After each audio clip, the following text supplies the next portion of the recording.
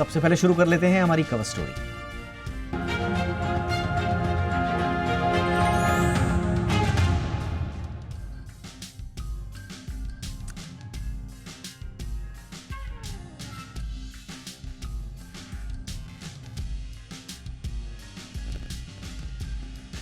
तो क्या ट्रंप के मनमाने टैरिफ पर लगाम लग पाएगी? आज रात यह पता चल जाएगा। दरअसल ट्रंप टैरिफ के मामले में अमेरिकी सुप्रीम कोर्ट सुनवाई करने वाला है और टैरिफ को लेकर ट्रंप के अधिकारों पर कोर्ट फैसला सुना सकती है। तो क्या टैरिफ को हथियार बनाकर दुनिया भर में दबाव बनाने की ट्रंप की कोशिशें फेल हो जाएंगी या कोर्ट वाकई में कुछ दूसरा फैसला सुनाएगा? आप ये रिपोर्ट पहले देखिए, समझिए मामला। मेरे साथ होंगे खास मेहमान, करते हैं चर्चा विस्तार से।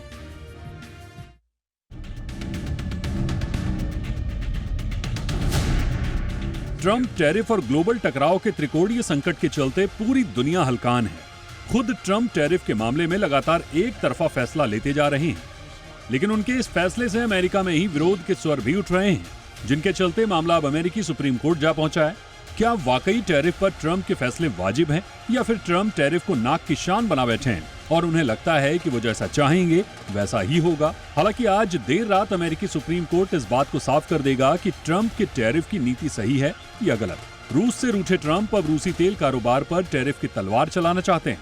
तभी तो रूस के खिलाफ सख्त प्रतिबंधों वाले सैंक्शनिंग रशिया एक्ट 2025 को मंजूरी दे दी है। इस बिल में रूस से तेल खरीदने वाले देशों, खासकर भारत, चीन और ब्राजील पर 500% तक टैरिफ लगाने का प्रावधान है।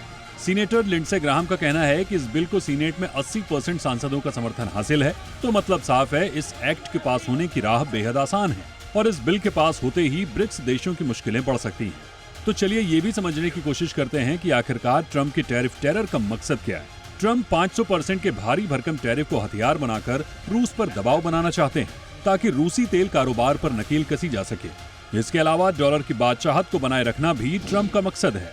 तो वहीं रूस से तेल की खरीद पर टैरिफ का खौफ दिखाकर ट्रंप अमेरिकी तेल निर्यात का धंधा चमकाना चाहते हैं। सो अलग रूस से भारत की यारी ट्रंप को पहले ही खटक रही है, तभी तो रूसी तेल की वजह से भारत पर अमेरिका ने पहले ही 25% अतिरिक्त टैरिफ लगाया हुआ है। मतलब साफ है कि अमेरिका ने भारत पर अब तक कुल 50% का टैरिफ बम फोड़ा है। अगर नया टैरिफ लगा तो भारत पर नई मुसीबतें आ सकती हैं, जिसका नेगेटिव इंपैक्ट भारतीय शेयर बाजारों में भी दिखाई दे रहा है। ब्यूरो रिपोर्ट, जी media.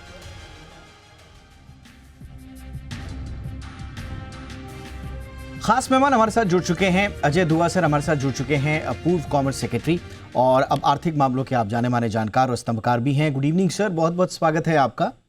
Sir, supreme court America का बहुत जल्द ये फैसला दे देगा कि ट्रंप ने टैरिफ लगाने में कॉन्स्टिट्यूशनल लिमिट्स पार की है या नहीं। क्या सर आपको लग रहा है, आपके अनुमान के अनुसार क्या कुछ होने वाला है? धन्यवाद जी दीपक जी, इस चर्चा में मुझे शामिल करने के लिए। स्वागत सर।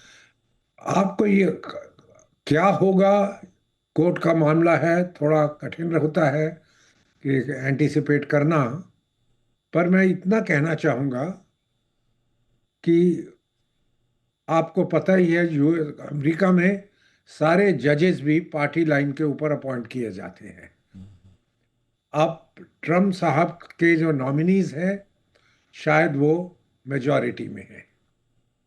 उन्होंने जो अपनी पहली टर्म में अपॉइंट किए थे वो, और ये आपको वही भी मालूम है अमेरिका में सुप्रीम कोर्ट के जजेस लाइफ टाइम के लिए बनाए जाते हैं, मतलब वो रिटायर नहीं होते। तो आखिर में डिवीज़न मेरे हिसाब से इतने महत्व के विषय पे शायद मेरिट पे ना हो, वो अपने पॉलिटिकल लाइंस के अनुसार होगी। अगर वो होता है तो शायद सुप्रीम कोर्ट निर्णय जो दे वो ट्रंप साहब के हित में भी हो सकता है, ये मेरा अनुमान है।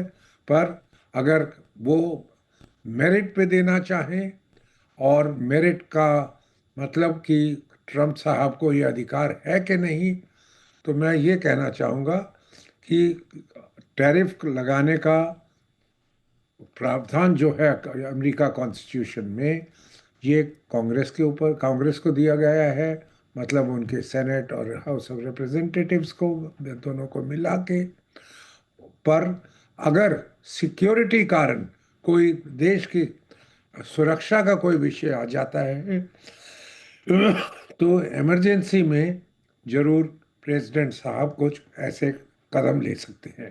पर अब ये कहना कि इमरजेंसी हो गई है कि अगर अमेरिका का ट्रेड डेफिसिट ज़्यादा है, तो वो शायद मेरिट पे बात को कन्विंस करना जरूर एक छोटा कठिन सा होगा एक कि छोटा सा संकेत जो सर कहा जा रहा है, मैं कुछ आर्टिकल्स वगैरह भी पढ़ रहा था, और जो नवंबर 5 नवंबर को जो ओरल आर्ग्यूमेंट्स हुए थे कोर्ट में, उससे ये संकेत निकाले जा रहे हैं कि संभवतः कुछ, या हो सकता है कि majority of justice white house authority पर सवाल भी उठा रहे हैं, मतलब काफी जवाब तलब भी हुआ था। तो कुछ लोग इसको इस तरह से देख रहे हैं कि इतना आसान भी नहीं होगा ट्रम्प के लिए कि उनको एक केक वॉक मिल जाएगा। जी हाँ, मैं बिल्कुल मानता हूँ। कारण सुप्रीम कोर्ट का लेजिटिमेट ड्यूटी या जो उनका मेन ड्यूटी है वो देश के में कानून का रूल रखने का है, कि कानून के अनुसार सारे काम हों। वो अगर सुप्रीम कोर्ट भी पॉलिटिकल लाइंस पे चला जाता है तो फिर वो ना वो देश के लिए अच्छा है और ना ही शक्तिशाली देश ऐसे अमेरिका जैसे शक्तिशाली देश के लिए, विश्व के लिए अच्छा है। तो मैं चाहूँगा कि मेरिट पे चर्चा हो और जो संकेत दिया गया था पहले उस अनुसार अगर निर्णय दिया जाता है तो बिल्कुल आप जो कह रहे हैं ट्रम्प साहब को इतना आसान नहीं होगा। पर वो देखने की बात है कि जिसे कहते हैं ना, जब एक बारी क्रंच पे आ गए तो जजेस अपना अपनी पॉलिटिकल अलाइनमेंट का आगे लाते हैं या अपने मेरिट को आगे लाते हैं, और अपना जो उनका मेन मुद्दा है कि देश में रूल ऑफ लॉ हो, उसको उसके ऊपर वो इम्प्लीमेंटेशन या अमल बजावनी करते हैं। Right sir. बट सर, अगर हम आज के फैसला जो भी होगा वो तो देर रात तक पता चल जाएगा सर, बट अगर हम अलग भी देखें तो ट्रम्प नो मैटर व्हाट वो जिस राह पर चल पड़े हैं, अ, वो इस पूरी की पूरी परिस्थिति को एंजॉय जैसा कर रहे हैं। उन्हें उन्हें बड़ा मज़ा आ रहा है हर चीज़ में। एक मुद्दे से अब आरोप ये लग रहे हैं कि वो एक मुद्दे से ध्यान भटकाने के लिए दूसरा शिगुफा इस तरह का छेड़ देते हैं ताकि पूरा डिसरप्शन हो जाए और मुद्दों से ध्यान भटक जाए। बट वो इसको हर अपने इस तरह के फैसले को अपना अचीवमेंट बता रहे हैं, और लगातार वो इस बात को कह रहे हैं कि साहब हमने फिस्कल डेफिसिट कम कर लिया है, हम अमेरिका को ग्रेट बनाने की दिशा में आगे बढ़ चुके हैं। और वहाँ पर कोई ऐसा स्थिति भी नहीं दिखती है कि ट्रम्प वापस अपने फैसलों को लेंगे, क्योंकि मध्यावधि चुनाव होने में भी बहुत समय है। तो आपको लगता है कि अगर माना थोड़ा प्रेशर भी आया और ट्रम्प के खिलाफ भी ये फैसला गया, तो ट्रम्प जिस राह पर चल पड़े हैं क्या वो रुकेंगे सर? देखिए जी, एक बारी अगर सुप्रीम कोर्ट कह देता है हम्म। कि जो टैरिफ अभी तक आपने लगाए हैं वो आपकी अथॉरिटी के बाहर थे, और जो आप लगाने वाले हैं आप उसके ऊपर कार्रवाई बिल्कुल वैसे कार्रवाई बिल्कुल मत करिए। आप आप आइए पार्लियामेंट के पास, सांसद के पास। तो ट्रम्प साहब के लिए वो मुश्किल हो जाएगा जितने भी वो अपने अथॉरिटेरियन पावर्स या जितना भी वो जैसे कह रहे हैं आपकी वो एंजॉय कर रहे हैं। जब से खास करके जब से वो पिछले हफ्ते वेनेजुएला में जो कर पाए वो सक्सेस से, उसे वो सक्सेस कह रहे हैं कि दूसरे देश में जाके रूल ऑफ लॉ को वायलेट कर, इंटरनेशनल लॉ को वायलेट करके वहाँ के अध्यक्ष को और उनकी वाइफ को पकड़ के ले आना। तो वो प्रश्न आगे का है। मैं ये उम्मीद करता हूँ कि ट्रम्प साहब को अगर कोई रोक सकता है आज की परिस्थिति में, जो उनका बिल्कुल सब कुछ बुलंद हुआ हुआ है कि जो चाहे मैं कर सकता हूँ, अमेरिका में मेरे विरुद्ध कोई पार्टी में भी नहीं बोलता, और डेमोक्रेट्स का नंबर कम है, उनके अधिकारी तो उनके सामने मुंह भी खोलने को तैयार नहीं, जो वो चाहे सुनना चाहे वही कह रहे हैं अधिकारी और मंत्रीगण के लोग। तो मैं अपेक्षा तो ये कर रहा हूँ कि शायद कोर्ट उनको रोके और वो ही एक तरीका लग रहा है कि जिससे वो, जिसे कहते हैं रियलिस्टिक लाइन पे आ जाएं, और वो बिल्कुल ऐसे ना रहे, उनको लगे कि मैं जो चाहता हूँ कर सकता हूँ। राइट सर, हमारे साथ रॉबिन सचदेव सर भी जुड़ चुके हैं। आप अंतर्राष्ट्रीय मामलों के जाने माने जानकार हैं और ट्रंप पर तो बाकायदा आपने किताब भी लिखी है। बहुत बहुत स्वागत है सचदेव सर आपका।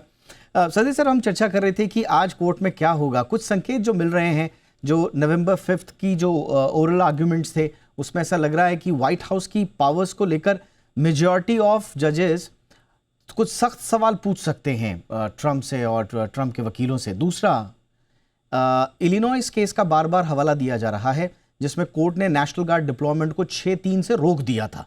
तो कहा यह जा रहा है कि ऐसा नहीं है कि ट्रंप के बिठाए हुए जज जो हैं वो ट्रंप के पक्ष में ही फैसला देंगे, ऐसा होगा। इस बार भी उनको टक्कर मिल सकती है, चैलेंजेस मिल सकते हैं, आर्गुमेंट्स सामने से आ सकते हैं। आपका अनुमान क्या है सर? ऐसा संकेत मिल रहे हैं?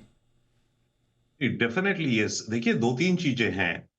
एक तो हमें यह पता है कि अमेरिका का supreme court broadly speaking conservative leaning है, राइट। वो अपॉइंटेड एंड कंजर्वेटिव उनके विचार है। अब उसमें ट्रंप पुश कर रहे हैं अपनी प्रेसिडेंशियल पावर्स को एक्सपैंड करने में। एंजॉय करता है लिटिगेशन। इसने अपनी पूरी बिजनेस करियर में तमाम लॉ सूट्स करे हैं, बैंक्रप्सीज में गया, फिर वापस केस करा, फिर वापस आया है।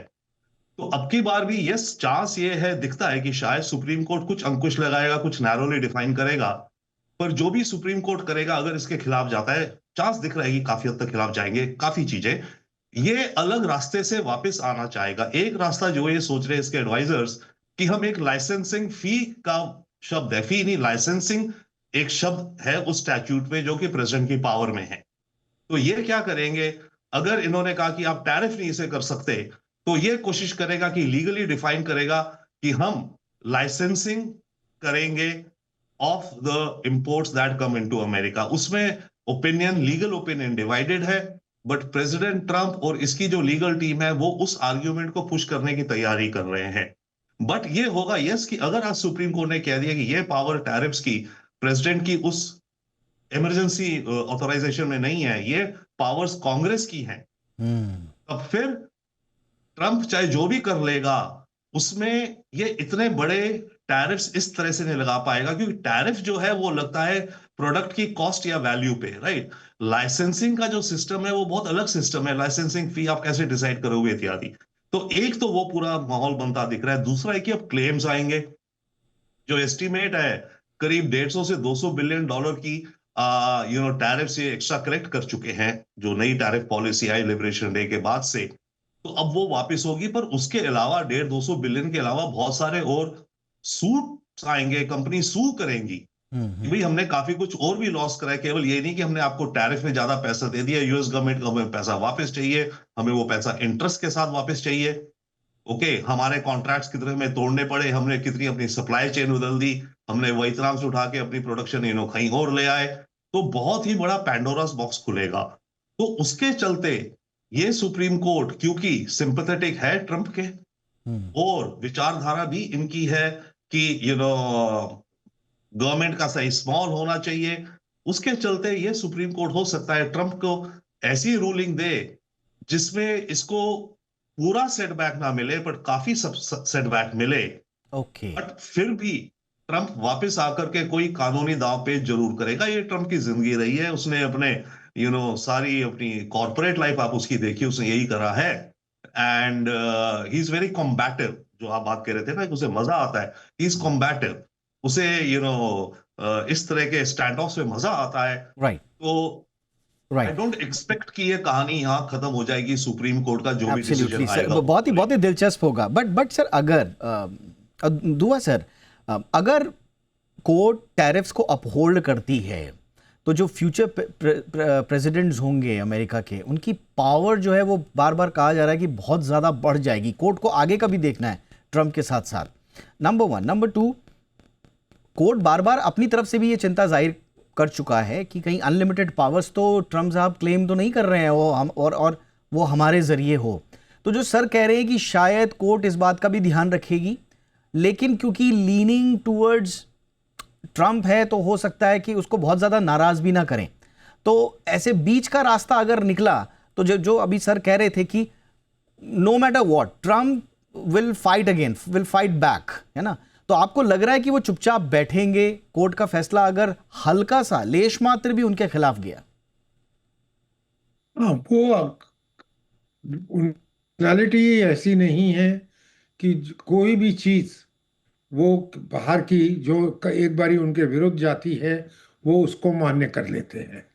वो बिजनेस में भी लड़ते रहे हैं, जिसके बारे में सचदेवा साहब ने जिक्र किया, और खास करके ट्रम्प की सेकंड टर्म जो चल रही है उसमें तो वो उनका बिल्कुल बुलंद है, उनका रूप, जो चाहे वो कर रहे हैं और उससे वो गेट अवे हो रहे हैं। कि उस बैकग्राउंड में जरूर ट्रम्प साहब के अगर विरुद्ध भी फैसला हुआ, वो चुप करके उसको एक्सेप्ट नहीं करने वाले, तरीके जरूर ढूंढेंगे। शायद लाइसेंसिंग का जो बात की गई है, मुझे वो लगता नहीं कि वो लाइसेंस फी इतनी बढ़ा सकते हैं, और बिना प्रोडक्ट की वैल्यूएशन वगैरह देखे इस धंधे में है तो इसलिए आपको लाइसेंस देना पड़ेगा, या आपकी इनकम इससे ज़्यादा है तो आपको लाइसेंस की फीस बढ़ा दी जाएगी। वो थोड़ा घिचम का कोई कंफ्यूजन का विषय हो जाएगा। पर ट्रम्प साहब को थोड़ा सा धक्का मिलने की आवश्यकता है, अगर आप मेरे निजी रूप का, मेरे निजी मत के बारे में पूछ रहे हैं। नहीं तो अनलिमिटेड पावर्स किसी भी आदमी के पास हो, मैं तो कहूँगा घर में, घर में, घर के बाहर, प्रदेश में, देश में, विश्व में, किसी के पास ऐसे अनलिमिटेड रूप की पावर्स नहीं होनी चाहिए कि आप कोई तरीका निकाल के हर चीज़ के ऊपर आप बोलिए देश की सुरक्षा का विषय है, उसके नीचे मेरा अधिकार है, और आप शुरू कर दे जो भी चाहे। राइट। ना वो डेमोक्रेसी में कभी एक्सेप्टेबल होता था, ना कोई वो जो राजे महाराजा एम्पर किंग एम्परर्स होते थे उस टाइम की बात होती थी। उस बात को अब सदियाँ चली गई, तो वो मुझे नहीं लगता कि वैसा सिस्टम वापस आना चाहिए। एब्सोल्युट। तो मैं अपेक्षा तो कर रहा हूँ कि कोई ना कोई आक्षेप, कोई ना कोई कमेंट के अलावा एक्शन वो जरूर लेंगे। और इसका कॉम्प्रोमाइज ये हो सकता है, जो आपने कर लिया अभी तक ठीक है, हम ये नहीं कह रहे कि आप लोगों के 150 बिलियन 200 बिलियन आप वापस करिए, कारण उसके बाद लॉ सूट्स बहुत हो सकते हैं, जैसे कहा गया था कि क्या हमें क्या नुकसान हुआ इत्यादि, वो सब क्लेम हो सकते हैं। उसको अलाउ करते हुए कि भविष्य में आप नहीं कर सकते, भविष्य में ये सब काम पार्लियामेंट ही करेगी, कांग्रेस ही करेगी, वैसा भी कोई वाया मीडिया शायद कोर्ट निकाल पाए। एब्सोल्युटली। तो को हो सकता है कि कोई बीच का रास्ता निकाले, कोर्ट पर भी दबाव होगा। IEEPA उसमें कोई टैरिफ का स्पष्ट उल्लेख नहीं है, तो कैसे उसको पुट अप करेंगे ट्रम्प के वकील, डोंट नो। दूसरा, कांग्रेस जो है यूएस की, उसने इमरजेंसी जो टैरिफ्स के लिए जो पहले से उनके स्पेसिफिक रूल्स हैं, सेक्शन 122, 232, 301, इसमें ऑलरेडी स्पेसिफिक लॉज हैं टैरिफ्स के लिए, और वो IEEPA के दायरे में नहीं जाते हैं। तो स्वाभाविक रूप से ये जितना भी टैरिफ का मुद्दा है, ये परंपरागत रूप से कॉन्स्टिट्यूशनली वहाँ की कांग्रेस का है। अब उसको प्रेसिडेंट अपने हाथ में ले रहे हैं, तो इस पे बहुत सहज तो नहीं होंगे जस्टिस, इसीलिए कहा जा रहा है कि शायद एक बड़ा झटका जरूर ट्रम्प को लग सकता है। बट बहरहाल अब आते हैं सर, जो सबसे ज़्यादा बजिंग टॉपिक है आज का, जिस पे भारत ने भी बहुत अच्छा रिप्लाई भी किया है, हार्वर्ड लेटनिक ने जो बयान दिया था। सचदेव सर, आप इसको किस तरह से देख रहे हैं? एक अमेरिका के कॉमर्स सेक्रेटरी इस तरह का बयान दे रहे हैं, नाम लेकर के बयान दे रहे हैं, क्या मतलब इसका हो सकता है कि आप भारत को इतनी ऐसी नजरों से देख रहे हैं कि आप नाम लेने में नहीं झिझक रहे हैं ओपन प्लेटफॉर्म्स पे? देखिए, हावर्ड लर्टनिंग ने जो कहा उसमें ऑपरेटिव वर्ड मुझे तो दिखा, उसने कहा कि I am a table shutter.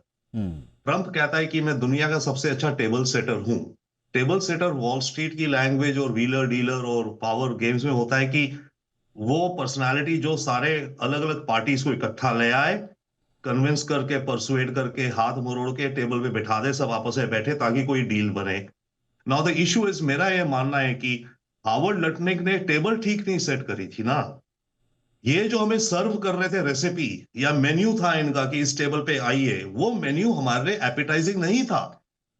तभी हमने फोन नहीं करा ट्रंप को, क्योंकि ट्रंप की जो आदत है और जो उसका स्टाइल है, वो ये चाहता है कि वो 1 on 1 नेगोशिएट करे मोदी जी से। भैया ठीक है, तुम्हारा न्यूक्लियर सेक्टर खोलोगे कि नहीं खोलोगे, कितना खोलोगे, कितनी परसेंटेज टैरिफ, जीएमओ, ऑटोमोटिव पे कितना, वो वैसे करना चाहता है। जबकि हमारे यहाँ और जनरल सिस्टम ये होता है।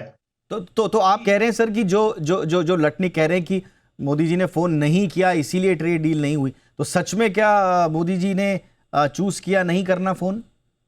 Could have been, because I can imagine it कि उन्होंने जो कंडीशंस दी, उन्होंने हमें जो रेसिपी दिया कि हार्वर्ड लटने के हिसाब से, जो उनके हिसाब से टेबल तैयार थी, बस मोदी और ट्रंप को आना था और साइन करना था, पर असलियत वो तो नहीं थी ना।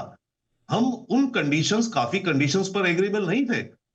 फार्म सेक्टर को लेकर के या जितनी भी और चीजें हैं, डेटा लोकलाइजेशन को लेकर के जो भी इश्यूज थी, हम उन पे रेडी नहीं थे। तो ये टेबल प्रॉपर सेट हुई नहीं, और उनका ये सोचना कि अब हम ट्रंप को फोन करें, यानी कि मोदी जी, और ट्रंप खुद डायरेक्टली मोदी जी को बोले कितना परसेंटेज ऊपर नीचे आप एग्री करते हो, नहीं करते हो। दुआ सर इतना टाइम गवर्नमेंट पे सीरियस रहे, इन्हें पता है कि लीडर्स से फोन में आपस में बात होने से पहले सारी चीजें सॉल्व आउट हो जाती है विद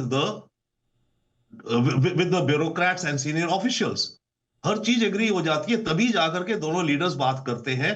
तो उसकी जो एनालॉजी है, मैं ये कहूंगा, पहले लीडर्स आते हैं केवल डेजर्ट और सेलिब्रेट करने, हाँ भाई हो गई हमारी डील, राइट। होमवर्क तो पहले होना था। यहां पर अमेरिकन साइड की ये आई थिंक मिसअंडरस्टैंडिंग है, और ये गैप है अंडरस्टैंडिंग का, कि हम डील कैसे नेगोशिएट करते हैं। ऑल राइट सर, तो वाकई में अब देखते हैं भारत सरकार की सफाई के बाद और भारत सरकार के इस स्टेटमेंट के बाद अब यूएस से क्या कुछ वहां से स्टेटमेंट्स आते हैं। बट बहरहाल बहुत बहुत शुक्रिया आप दोनों का वक्त निकालने के लिए। Thank you so much robin Sachdev sir, बहुत बहुत शुक्रिया अजय दुआ सर, आपने समय निकाला।